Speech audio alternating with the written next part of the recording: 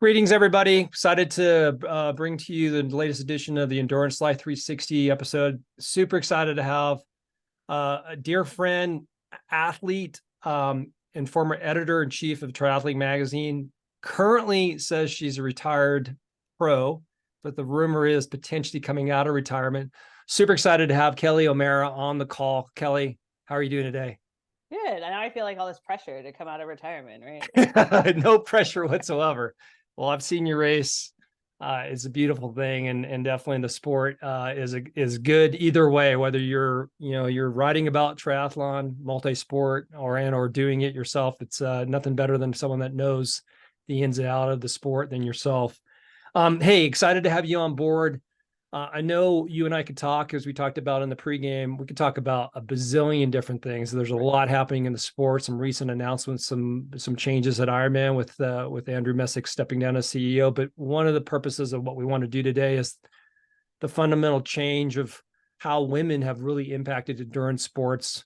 The traditional road running, we maybe talk a little bit about that because you got really good knowledge of that, but also in the multi-sport space. And so excited to talk about that. And I know you've had some recent travels to some women's conferences and some interesting things that came out of that. So I'm excited to kind of share that. I know we've got a pretty good female audience here, and hopefully this will resonate with some folks on the call and provide some nuggets of knowledge, as I like to say. So you want to kind of give maybe a quick scenario. I know you've got some projects that are working specifically on women. You want to kind of touch on that, kind of kick things off? Sure. I always joke. Somebody asked me one time, what's it like to, or Andy Potts, I think, asked me one time, what's it like to race as a woman? And you're like, I don't know. I've never done it differently. It is what it is. So when people are like, oh, you're covering women's sports, I'm always like, oh, I'm covering sports. I guess they're women's. But yeah, I was just telling you, so I run a weekly newsletter all about triathlon. Kind of like to think of it as, a lot of business people get like their weekly, what they need to know to invest. This is like what you need to know weekly in triathlon. Very insidery for sure.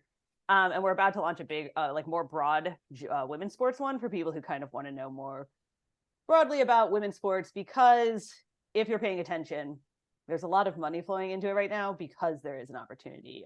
Women's World Cup is starting in a week and a half. Women's Tour starts in like a week and a half, 2 weeks.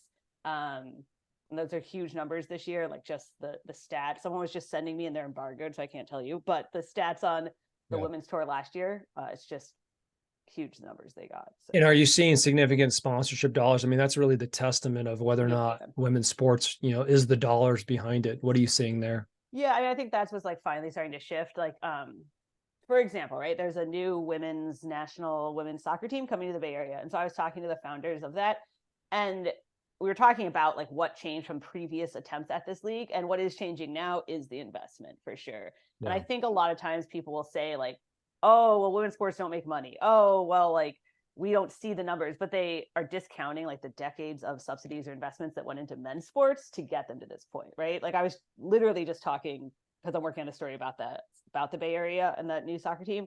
Yeah. And someone was like, well, the men's team had to leave Oakland. And you're like, the men's team left Oakland because the city wouldn't give them subsidies anymore. The women's teams don't get subsidies because they're new and it's not built into this history. So when you start to think about it that way, it's like, okay, finally now we're realizing like, wait, if we do invest, there's money to be made. There is this huge market.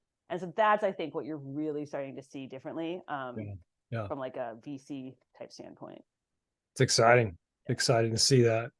To narrow that into, apologize in the intro here, I meant to mention triathlonish.com. Is that correct? Triathlonish. You want to talk a little bit about that and how that came about? Yeah, so I was the editor-in-chief of Triathlete through these COVID years. My husband says it's still COVID, but it's not pandemic anytime. Through pandemic times, and it was very, very stressful.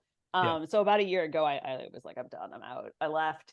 And one of the things I wanted to do, I was like, there's all these things closing down, shutting down. Magazine was shutting down. And I felt like there's this huge, really insidery triathlon audience that like we want to cover our sport, like the way people cover the NBA, where they sit and argue about draft picks and, all the inner details of like who's playing better and who should be traded and all that. And triathlon didn't really have that. And so I was like, well, let's get just, not like how to do your best triathlon. That exists lots of places. Let's just actually talk about it like in a pro sports kind of way. So. Yep. Yeah, it's just for the audience to be aware of. I'm a subscriber, a paying subscriber, Kelly. Oh yeah, so Yeah, you get all yeah, the extra yeah, benefits.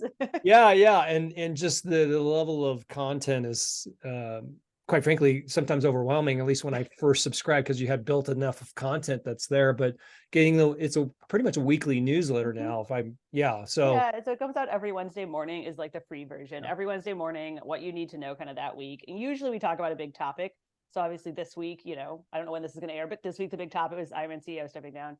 yeah. But then there's also for the paid subscribers, there's usually another newsletter that goes out Sunday on like an in-depth reported story or a Q&A or a history, something like that. So. Yeah, so super fun for those that are piqued the interest on that triathlonish.com. Go out there, check it out. It's definitely if you're into the sport, multi-sport, and endurance in general. So it's beyond that. I know the subject we That's just the talked about. ish Yeah, part. triathlon-ish. Yeah, we talked about that with some activity that's happening in the European market and some some crazy stuff that is very super interesting. We'll see if they actually come into fruition. But let's get back to sort of the women's role. We talked about this in the pregame about I want to say in the 90s, mid 90s, the late 90s, where there's a fundamental shift of like, endurance sports was primarily, I'm going to say word dominated, but prevalently supported by male athletes. And suddenly, I don't know what the trigger is, and maybe you can kind of put your opinion on that. Traditional road running, but also triathlon, where it was like women decided, I'm going to do this and I'm going to do this. I'm going to bring in all my other friends, which women are famous for doing. Like, if they're going to do something, they're going to bring other female friends into the mix. But maybe touch a little bit about that. I mean, road Sure. running in particular, Changed, yeah. yeah, it changed significantly where, wow, I mean, there's a lot of women participants that are in there. They're doing it. Triathlon, I think, still continues to evolve. I don't think we're quite at a 50-50 level, but maybe you can touch a little bit about that. What's your opinion on Yeah, this? I mean, when you talk in and it's very hard. Again, like I was just working a story with somebody about this, and it's very hard to make broad generalities, right? Because there's always a counterexample. But when you talk in broad generalities, I think like what happened with running is in the 70s, it was very like Frank Shorter, runner bums, dudes in tiny shorts. And then but then by the late 90s, you had this entire generation of women who had grown up with Title IX. So they had grown up like always playing sports. And so they hit like in their 20s, 30s post college, and they were used to being active. And you also were coming out of like that whole fitness craze, right? So like basically you had a whole generation of women who were like, what the hell do I do now? Like I don't have organized sports anymore. And at the same time, like you had some really big running races, New York kind of be right, that were Austin, yeah, making a big effort to reach out more, to expand, like to become more like broad base yeah, beyond just that like runner bum dude. yep, And you had like popular culture shifting. And so I think that kind of all magnified, and the advent of the half marathons really, I think what did it for women. Like we were talking about this, when you look at the stats, the half marathon is the thing that's just like, the numbers are super wacky. Pandemic, so this is like pre-pandemic, but pre-pandemic it was like 60% women almost. Had totally shifted. yeah, yeah, And that really drove that. And marathons are still, 40 like less women than men often, and the longer distances, like when you talk about ultra, there's even less women. And that's almost true across all sports. That tends to be because of like child care issues. yeah, yeah, yeah. Um, Yeah, but running really, really changed. disappearing and leaving your children to go Right. do an 8-hour training run for a qualifier for a Western States 100. Right. And so It's I hard mean, sell, right? it's a hard sell, but it's also, I was talking to the author of there's a new book, Up to Speed, on like the science of like women's physiology in sports. And some of these things I was like, well, that's not a physiological issue, Christine. I was like, that's a societal issue. Like the guy is also a dad. He also is leaving his kid. Like this isn't a Yeah, biological problem, right? yeah. And it's like, well, that's like a whole nother topic. So Yeah, well, I think that can get probably potentially volatile, but it definitely is. I don't disagree with that. If anything, I agree 100%. It's not biological whatsoever. I mean, look at is what's her name? That just crushed the Courtney, record. yeah, Courtney, yeah, Courtney, yeah, Courtney just crushed the Western States yeah. record, female, and quite frankly, I don't know how many men she beat, but she beat a ton, right? Yeah, she was like 10th overall or 7th overall, seventh, I think. So. Yeah, just phenomenal, right? So let's kind of talk about, so again, catering to probably the female audience in here. I mean, what are the trends you're seeing? I know you went to a recent women's athletic conference. Do you want to talk a little bit about that? What you found? Yeah, so the Female Athlete Conference is this conference on the kind of the science of I mean, I think it started out on the science of female athletes. It was started kind of by a doctor who, there's a kind of like female athlete, I don't know what the word is, for consortium across a bunch of universities that study different aspects. And so they kind of started this conference kind of to get at that whole idea that a lot of sports science has missed women for decades and decades, for a number of reasons. Like a lot of research has been done primarily on men and then just extrapolated, and it turns out some of those things are wrong, or they just didn't study women, or they excluded them, just lots of things like that. And so the conference was started kind of in that vein, to like what science, what research needs to be done. And there's just so much demand now that it's expanded kind of to more broadly talk about both the research, still very research heavy, but also talk about kind of, again, some of these issues are societal, they're not physiological. Yeah. And so a lot of the themes coming out of that were this kind of like ongoing idea that there needs to be more research done, particularly I think at a performance level. Like we have at this point seen a ton of research done on whatever you want to call it. These days it's called relative energy deficiency, but on the idea of like not eating enough, losing your period, getting bones, like that research is like pretty well documented. Yeah. We're starting to see more and more research now on pregnancy for sure. Even though there's like not a lot of info about coming back from pregnancy yet. And now you're kind of what the other factors, like now you have a whole group of female athletes who like want more performance research. Like they want to know, how can I be faster? How can I maximize my performance with my hormonal cycle? How can I avoid injuries?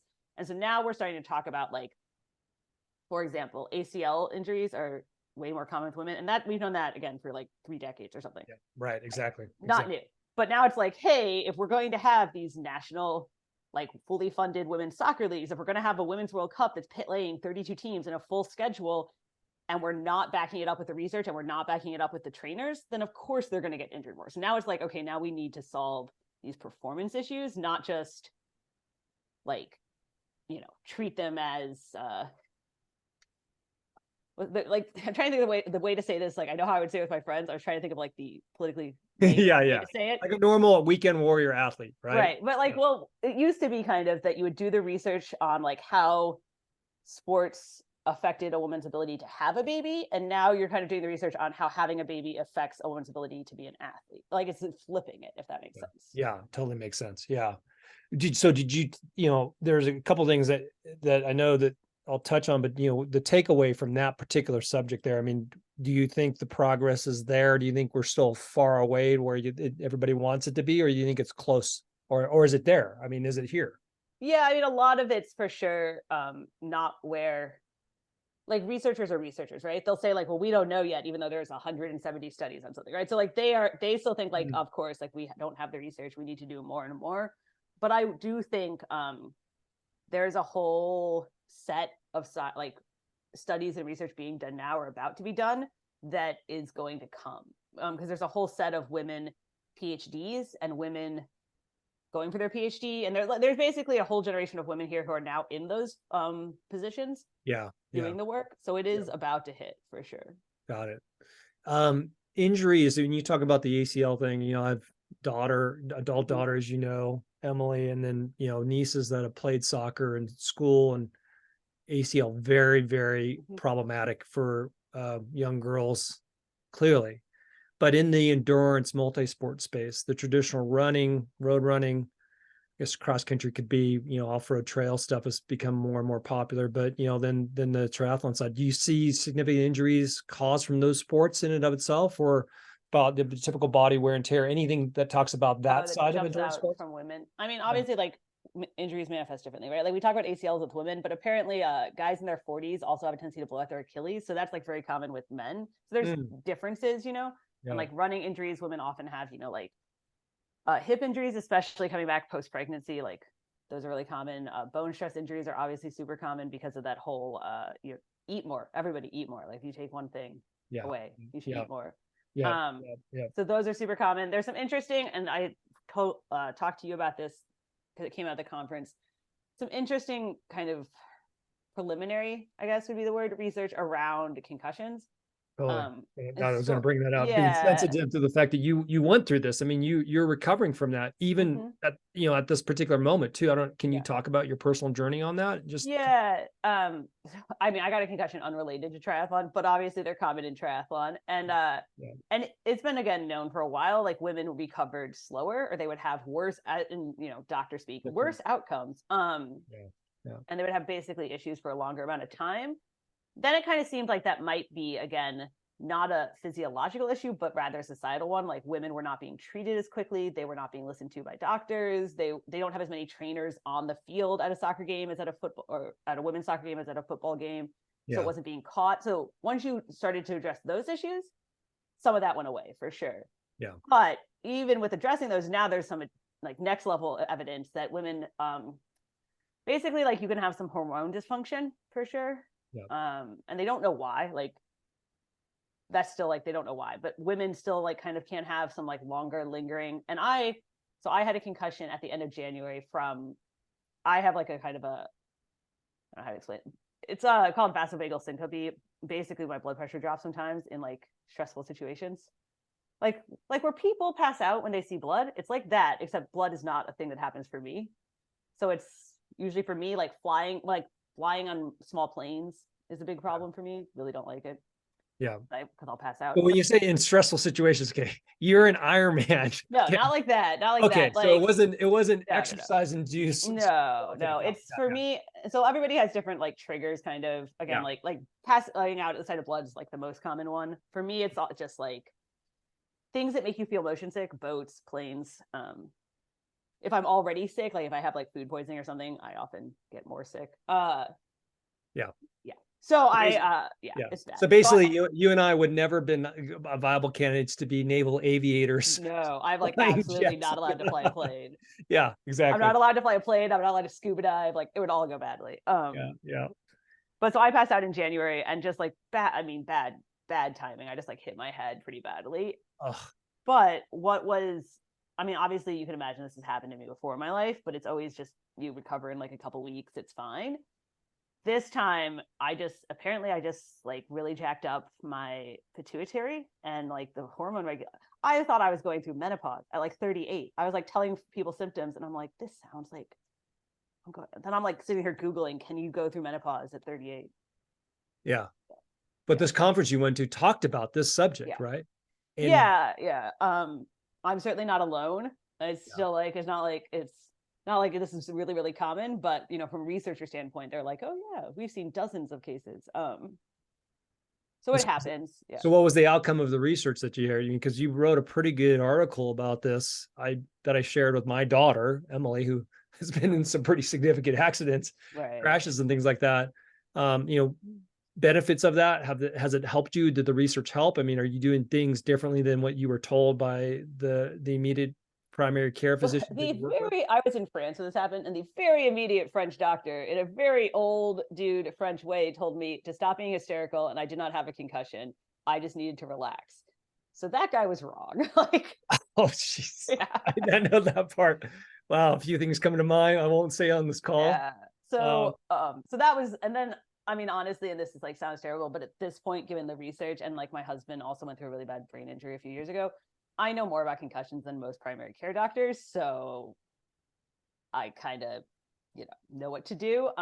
Yeah. I mean, some primary care doctors still tell you like total rest, don't sleep the first night. Those are completely wrong things, right? Like that's not correct. So Yeah. Or they'll say, stop doing this or that. And the other thing, which really doesn't address the issues, just kind of kicks the can down the road type of deal. But that's a totally different subject in terms of having the right village of supporters for you as an athlete. And with that important village, you have to have the right medical people that really understand what you're doing and how they best support you and stuff like that. So it's a different subject. But let's kind of fast forward to some of the initiatives that you're doing, and in particular with, I know you're in San Rafael, right? At home in San Rafael in California. I'm now over in Reno, Nevada. It was exciting last year. It was the first time they split the men's and women's field for Ironman. Women's field was on a Thursday. Men's field was on a Saturday in Kona. I know there's a lot of hoopla going on with the separation of venues and the different time sequence between the men's in Nice, France now, and the women's still in Kona. but Chelsea Sodaro, born and raised in Davis, California, went to Cal, kind of marred in injuries during her career there, kind of really tried to find her way through all that and fight her way through that. But then eventually her husband, who's a firefighter in Reno, Nevada, just down the road from my house here, I run past it almost daily on the trail that I do.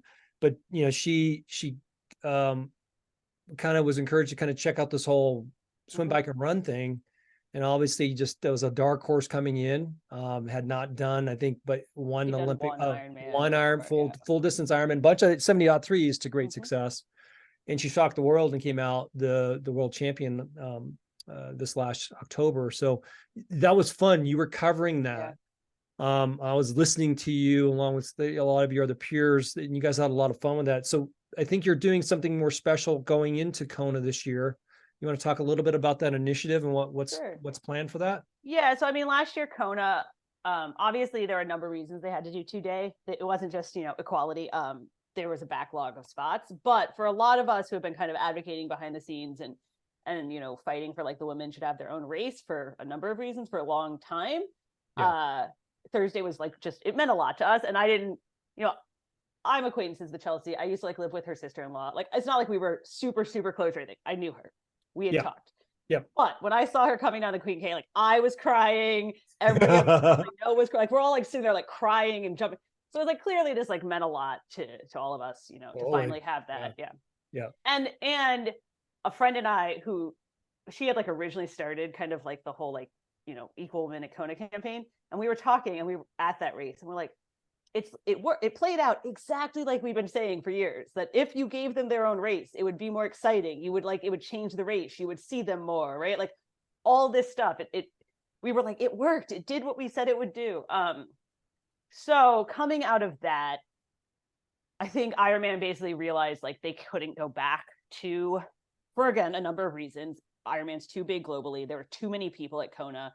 So they couldn't go backwards to like fewer people and cramming the women in. Like it just, I know everyone keeps saying like it would work. It wouldn't have worked. It's just like they couldn't do it. There literally there was not enough room, right? And Kona had made it kind of clear locally that they did not like that, like the 2-day, they weren't going to permit it. So Ironman was kind of in this like tough spot, I think, where they were like, well, we really can't go back and we can't do the 2-day. And our community is not ready to leave Kona, right? Like we obviously still want to have a Kona race. Yeah. And so I mean, there was a lot like people who think Ironman just like made that decision unilaterally. They did not. They talked to a lot of people. There was a lot of conversations happening kind of about what was the best outcome here. And so yeah, this year, there's a men's race in Nice and there's a women's race in Kona. And like certainly I keep saying like it might not work, right? Like it might be terrible. It might be awful. We might go like completely change our mind in 5 years and go back to like a 2-day Kona if Kona lets us, right? Like who knows? But I think this was the best option they had with the parameters they were given right now.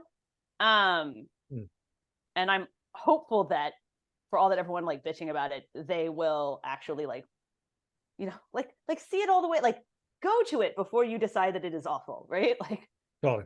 Yeah. Right. So kind of with all that in mind, like we will have this women's only Ironman World Championship in Kona this year. Should be around, it's gonna be like 1,800 women, 2,000 women, something like that. So like like a little bit smaller than the full race was, but still more women. The previous high number of women at an Ironman World Championship before, last year's was like 900. So this is obviously hugely more women. And so like that's just really exciting, really cool. And so yes, we are putting together, a friend and I who runs Feisty Media. We've been creating this whole kind of like putting together this Watch the Women campaign that we will be launching just to kind of like promote the women. Make sure you should watch it. It'll be very exciting coverage. And it'll be really good, I think. Yeah, well, the interesting dynamic to talk about what the women's race was last year and the way the format was, again, Thursday, Saturday. But what was interesting is that on the women's race, because the numbers were not as much as the men, right, they had to push some of the age groupers into that, which I thought was pretty cool. And I thought that part was, quite frankly, a good solution for what Ironman was challenged with because of the backlog. And let's just say, sorry to the audience, the backlog was because of COVID, right? So they had an accumulation of all these races. They couldn't put on the race for a couple of years. And so, but they were producing new races that had to have qualifying slots. So you had this mounting problem of, we have more slots than we can handle because the Kona pier is only so big, right? Right. I mean, that's what they've been telling us for like 15 years, right? And then it turns out, this is a joke. Yeah. That they said the pier was only so big, and then this last year they had like bikes racked on the street, and you were like, "Oh, look, guys, you could have figured this out forever ago." But Absolutely. Yeah. like, You can always nitpick and point to all that stuff. Exactly. It wasn't going to bring that up, but to your point, it's like there's always a way, right? That said, what's interesting is now this race that's coming up in October is purely women, 100%, right? So with that, what are you seeing in terms of all of the sponsors, right, the product and services partners that are typically the brands? I mean, Kona, let's be honest, has always had, it was the Super Bowl of the sport. Everybody that was playing in that space had some degree of presence, whether large in terms of expo presence or small, but still there to be able to talk the story that we're here in Kona for World Championships. This is a women's only event. And, as shitty as it is, when you look at women's professional sports, it's like you're not getting the same type of exposure or the same type of money as you get in the men's sports. But are you seeing all of the major players still committing to this time, going 2 different months and 2 different global venues? Are they playing and stepping up? I think the issue for sure, like when I say it may not work out and we may end up being like, oh shit, that didn't work, it is because if brands have to pay twice, right? If brands have to go to 2 different events, that is a big cost, right? Like that doubles their cost for an activation. Particularly, obviously, like Kona's super, super expensive for a lot of European brands. So some of them may choose just to go to Nice this year and just to go to Nice next year because it'll rotate. It'll be women in Nice next year and men in Kona next year. Yeah. And so for a lot of European brands, they had already, like, I know people are going to say like, oh, nobody's in Kona this year. They'll like read a lot of but a lot of brands actually this past couple of years had already kind of left Kona because it was getting so expensive. Prices had really, really gone up. So there will definitely be some brands that choose just to go to Europe, and there will be some brands, particularly in the US, that choose just to go to Kona, like for sure that's going to happen. And I think the question is going to kind of be, like how that plays out. Because while I've definitely, you are right, seen a number, particularly of the European brands being like, well, we can't, like, oh, sure, it'd be nice to have to go to the women's race, but we can't afford it. We're going to focus on, and they've said this to me, they're going to say, we're going to focus on the main event. And I go like, oh, no, it's a very European thing. Right. It's a very European thing. But at the same time, there are also like a ton of products and brands that are really trying to up their what's the word, market share among women. So like this is also like a huge opportunity for them. So there are some brands that are like, hey, like if we like I mean, I don't know that Hoka is going to do this, but like Hoka has a huge base in California. Getting to Hawaii from California is like pretty cheap. So if they go to Kona and are like, let's really fucking target women, it would like they may get a bigger return. So there's definitely some like women's brands that are going to be in Kona that aren't going to be in Nice. And it's really, I mean, the small brands are not going to be able to do both, and that's kind of tough. So I think that's sort of the question. And like from a standpoint behind the scenes, like Ironman's become really tight on their contracts in the last few years, right? Where they like, I don't know if you noticed this, like at the actual official expo last year, it was pretty small because they wanted a certain amount of money if you were going to be in that expo.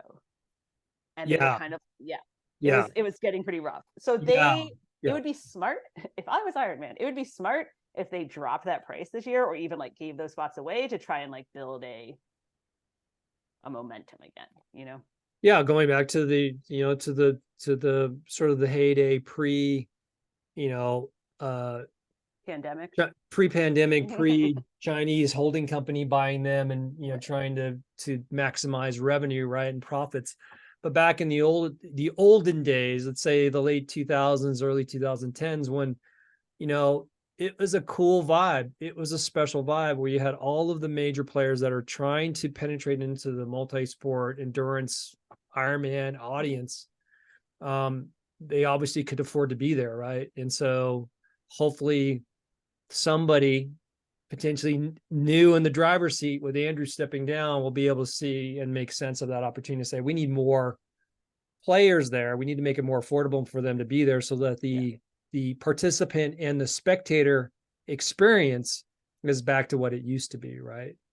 Yeah, and I think that's just like I mean, it's not just Ironman, right? It's like a corporate move. Like they've had a cash flow problem for the last so many years, so they need to get as much cash as possible from their sponsors, and the way they're going to do that is by guaranteeing them exclusivity. And the way they guarantee them exclusivity is by going around and like kicking out every other shoe company or whatever it is, right?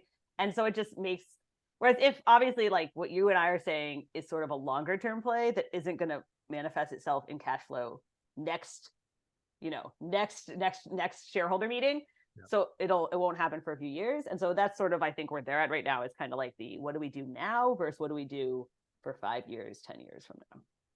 Yeah, well, I mean, you look at the history of successful businesses in any market, do you focus on the short-term profitability? You look at the long-term profitability of your brand, of your company there. And I think that if you were to wage your bets on what makes the most sense, is you look at a long-term vision. So hopefully someone that's going to step into that seat, and I know they'll be under tremendous amount of pressure, whoever that may be, male or female, because at the end of the day, shareholders want return on their investment, but it's a long-term play. And we know that the brand is going through some struggles. You saw some of the pretty rough comments that came out of that announcement with Andrew stepping down. There was some pretty harsh stuff there, and he was in a difficult position. I appreciate his role and what he did, but anyways, we kind of go a little bit off subject in terms of just the female focus of this, but it'll be fascinating. Like you said before, everybody in the audience, let's let October play out, let alone let's let September play out in Nice, right? I mean, I know the majority of the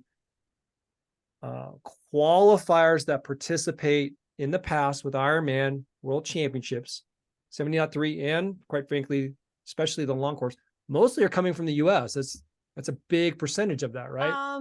Yeah, it's like 40 something percent US. It's been less and less in recent years because it's finally truly become global. Like you had the first athletes from a number of countries. As I think one of the things that's like, I mean, a lot of us who are like super insider have always wanted to have a world championship that wasn't the same every year, like that, so that we could get, let's have one in Europe. Let's have one that's like a different kind of course and it's just a different athlete. And so I actually I did Kona once as an age grouper and I don't really feel like doing it again, but I really want to do Nice next year. Like you were joking, I'm like trying to get myself back so I can qualify for Nice. Venue. Yeah. So. Yeah, well, I mean, we'll touch on this. I want your 5 seconds on this. I mean, in the ultimate play, Ironman would love to have full distance, 140.6, full Ironman go on a rotational global rotation, just like they're doing with 70.3. That would be, I think, ultimately behind the scenes in the boardroom. I think that's really where they want it to be, because then it would be truly a world championship that would represent the world, right? But you have the traditionalists, quite frankly, I'm probably one of them still, our world championships, Ironman is Hawaii, and it's always been that way. But I mean, do you agree with me on that? Because you kind of sound like you're on the other side of the fence. Oh no, I absolutely think that it would be great to rotate. Forever, if you had asked, any pro would have been like, it would be great to rotate. Any industry person wanted it to rotate. But of course, there's this history and this tradition, and I think Ironman was super, super nervous about just leaving Kona completely. And I think like dream scenario, absolutely, right? You have like 4 major locations. You do 2-day Kona, 2-day Nice, 2-day Australia, 2-day, I don't know, I'm thinking Lake Placid, right? Like whatever. And you rotate. The problem, of course, is they couldn't guarantee that right now because Kona couldn't guarantee a 2-day. And I think they just realized they can't do a 1-day at this point with the number of athletes globally. So I mean, I think that's the dream scenario, but I think they're also like, we got to see how this next 4 years goes before we can commit.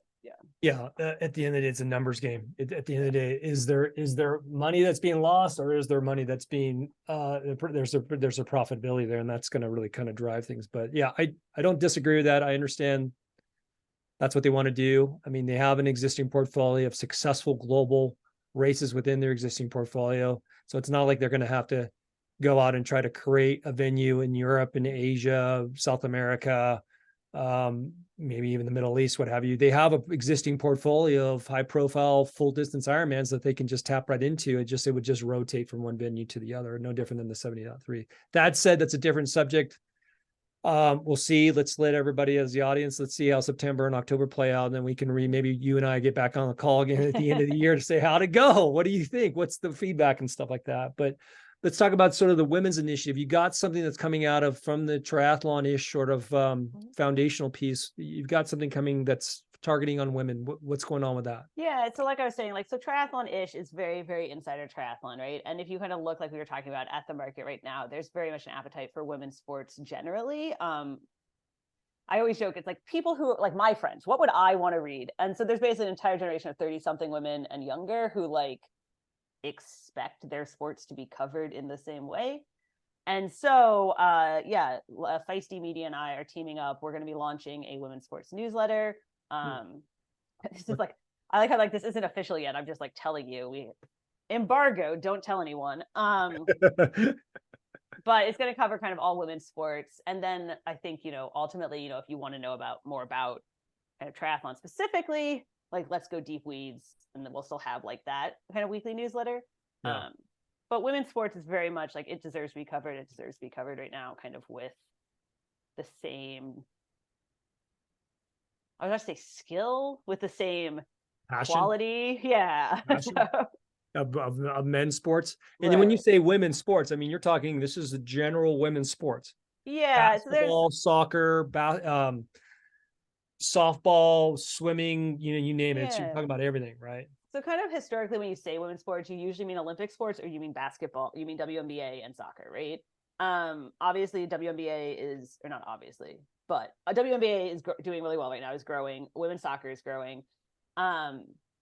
And so there's like this just a big market that wants to know kind of like what are the big stories, right? They want to know that like Simone Biles is making a return to gymnastics. That's crazy. And they want to know like which game should they watch in the upcoming World Cup, right? Like they want like your top 3 stories of the week. Wait, is that that's true? Yeah, that's a true statement. Yeah.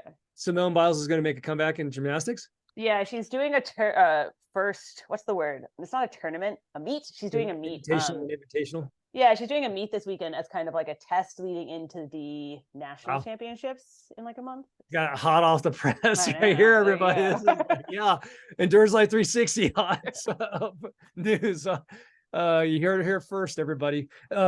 Women's sports newsletter. Obviously, we're ahead of the game. We don't have I'm sure there's a brand name behind it, but you can't announce that. But when is that rolling out? The first day of August, or first week of August is our plan. Oh, okay. So we're talking like 3 weeks. Yeah. I'm going on vacation at the end of this week. So after I get back from vacation. Okay. Yeah. When you're done going on your trip, gonna say you're going to a northernmost state, you're going to Alaska. Yeah. You're gonna be off the grid anyways. You couldn't post anything anyhow, right? In the backcountry.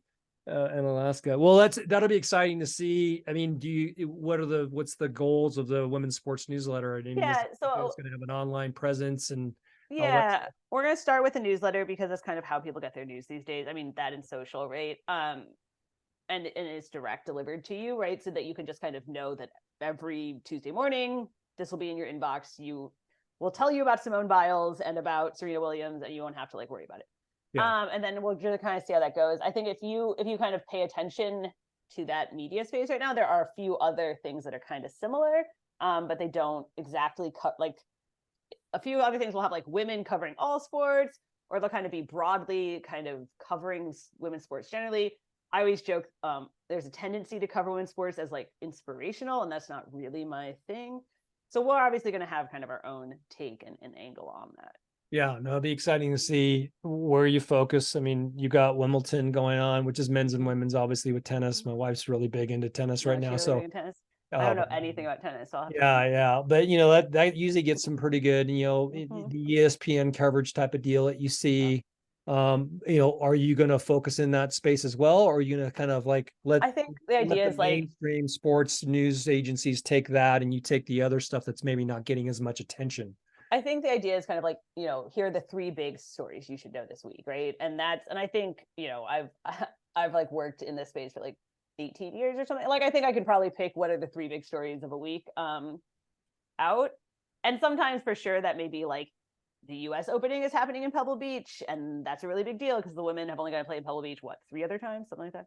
Yeah. And sometimes it'll be Courtney ran a 15.5-hour Western States, and that's nuts, you know. Yeah. So. I'm her as ridiculously cool. Just I kept looking at that time and just getting my mind wrapped around that. And she looked so fresh at the end there at her finish. It was amazing. She also like didn't use pacers, which is crazy. Oh, I don't know. I mean, that's a whole different level. That's not in my wheelhouse. Are you going to eventually venture into that ultra distance trail running stuff? Kelly, have you done? Yeah, I've done I was supposed to do a 50 mile this year, and then the concussion kind of took that out. But so I've been on this topic of like, what are your bucket list races left? And I don't know what you have. You're telling me, but I like my bucket list. I for sure want to do comrades, and I want to do UTMB. Oh, I'll do that with you. And so UTMB is a whole qualifying system now because Ironman bought a majority share. It's like a Kona-like qualifying system now. So there's the first one, whatever. There's a qualifying race in California in April, and I'm like, maybe I could do that. But the one out of Sacramento, you run the American. It's like the canyons or whatever. American Canyon 50 mile or something like that. Yeah. That's a Western States qualifier as well too. Right. So I was like, I could start knocking off this like whole UTMB points thing. Yeah. All right. Well, that's a different subject. We'll check in on with you towards the end of the year, see how your recovery from your concussion and your 50 miler training is. But I guess the question is, we covered a lot here, and I don't know if we did a good job for the audience and kind of like providing some nuggets of knowledge, but is there any other things that are in the women's space in particular, our audience, which is the sort of the endurance stuff that, would be of value to kind of share with the audience here that you're aware of or working on, anything that we haven't touched on? Yeah. I mean, one of the reasons we wanted to start this women's newsletter is because we have, Sarah, who runs Feisty Media, they've seen a huge response to kind of their women's sports science, women's performance, and they have a massive group, a menopause group, I don't know another way to say it, that like really women going through menopause that want to know what the hell they're supposed to do, right? Because it's kind of the first generation in the same way that is hitting this and still wants to be active, doesn't want to just like go quietly off into like a room and never bother anyone again, right? And so there's like a ton, and if you're one of those people, I would recommend following Feisty Menopause because Celine Yeager knows like everything about this topic, and there's a ton of science coming out. And you asked like what I started to do about my concussion. I mean, coming out of that, there was, and this always sounds silly, my husband makes fun of me, there was a bunch of research about creatine and it helping with like brain, and so I started going on creatine. Also a whole bunch of stuff about hormone regulation that like actually helped me kind of get mine back on track. And so I just think like there's a lot that's going to be learned in the next 5-10 years. So. Sounds like there's a lot of momentum that's there. By the way, to the audience, Steve, her husband's pro triathlete. Is he still carrying his pro card or no? No, he never raced pro. He was a Irish cross country skier. That's right. Yeah, there's a whole subject about the Irish Olympic team and all that stuff. We'll save that for another day. I know that'll get him fired up. The fact that I put that on the podcast, but yeah, Steve, super talented athlete. So obviously there's a lot of talent underneath that rooftop there over there in San Rafael. But I think we covered a lot. I'm excited to have you back on track. Obviously, I think we get through the remaining part of the summer and then into the fall. Probably if you're able to, love to sort of recap, Kona, obviously the men's race, that'll be a month later or a month earlier in September, but be good to kind of circle back. And then with that, when you get back from Alaska, from your vacation, and you get this women's sports newsletter and all that stuff up and going, definitely let me know. And we'll get that out to my database and show some love and support and be excited to see what you guys have got going on. Awesome stuff, Kelly. Anything else? No, just get us some races going again, Yeah, well, that's a different subject. We'll save that for later. Hey, we're too much stuff coming out of the bag here. Kelly, much appreciated. Audience, hope you got a little bit of nuggets of knowledge. Kelly, you'll definitely be back on numerous times with just her wealth of knowledge, and super excited to see that you're feeling better and you got a lot going on, my friend. So cheers, everybody. Have a great day. We'll catch up again on the next episode of Endurance Life 360, y'all. Cheers.